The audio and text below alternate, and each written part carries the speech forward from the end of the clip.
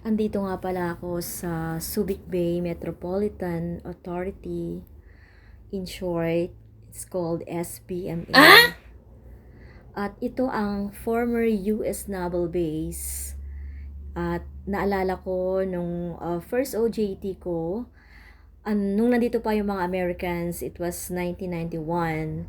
At high school ako noon kasi nag-Mount Pinatubo kaya na-pull out ang mga Americans.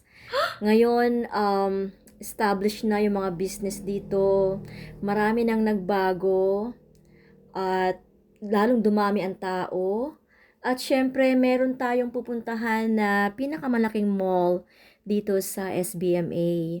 Sa harap niyan, merong stall na nagtayo, siguro temporary lang, or baka may event, kaya nagtayo sila sa harapan. Ito guys, yung pinakamalaking mall at Wow! check natin kung ano yung meron sa loob. Tara, samahan niyo ako guys.